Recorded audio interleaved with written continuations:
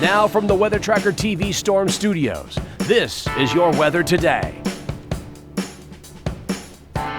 Here's Chief Meteorologist William Cole. All right, folks, TGIF and happy Friday. Here we go now. We are heading right into the weekend, always typically the most important part of the week. Well, I can tell you, North Texas weather will definitely be a factor heading into the weekend. In fact, even for today, Friday, talking about another opportunity of severe weather, could have a hit of severe weather even tomorrow, Saturday. And again, like I mentioned, the opportunity of rain and storms lingering into the weekend. This will definitely be a forecast you want to see, of course, if you are making those weekend plans. But take a look at this here. This is your Friday. High temperatures today in the mid to upper 80s. It's going to be very warm, humid, and again, there may be an opportunity as we go through the afternoon. It's about a 30% shot of a couple scattered showers and thunderstorms around, but as we get into this evening, as we get into tonight, there may be a better opportunity of active weather moving in, and again, this evening and tonight, some of that could even be severe. We'll talk about that again coming up.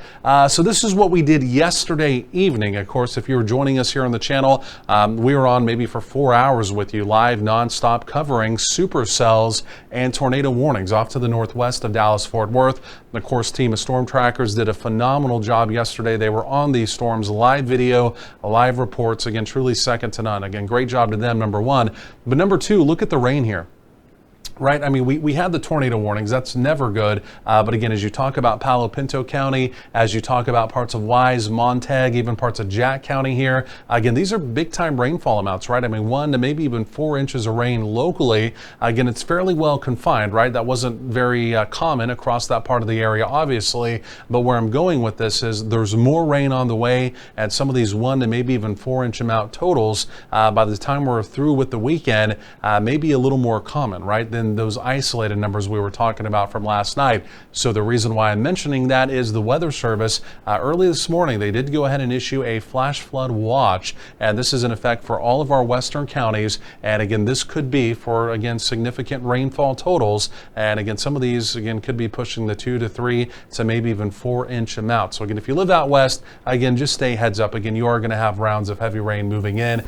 Right now, that flash flood watch in effect through early, not impossible, that is even extended a little bit further in time. So radar relatively quiet right now in North Texas. Right now, radar relatively quiet in the Lone Star State, even quiet up in Oklahoma, where they also had a severe weather outbreak yesterday. You have to look over around the Arklatex to find any kind of active weather, but that will be changing as we go through the day, more specifically as we get into this evening. Now, the storm system from yesterday, the big area spin, that continues to lift off to the north away from us. But take a look at what's coming on now, and this is going to be real key to our forecast as we head into the weekend.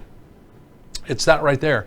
It doesn't look like very much, right? But it's a new area of low pressure. In fact, it's forming. It's happening right now across parts of the Rio Grande Valley. That's going to be slowly lifting to the north. Of course, we've got the dry line already setting up. We have some other surface boundaries. And again, the bottom line is starting this evening, tonight, and well into the weekend as well, there will be additional opportunities of rain and storms. It's May, so unfortunately, typically that does come with the risk of severe weather. A large portion of North Texas under the red today. I'm truly anticipating more of our western counties. That's where we do have a hail zone up to the size of golf balls. Not impossible late afternoon heading into the evening. The good news is the tornado zone appears to be staying off to the north, not seeing much in the way of a potential for organized tornadic activity. So again, winds up to 60 miles per hour, and again up to golf ball size hail. Not impossible with activity again a little bit later on today. Now, even through the afternoon, we may have a few showers, a few rumbles of thunder. I think most of that stays below severe levels, but take a look over my shoulder. By late day, developing off the dry line in the big country,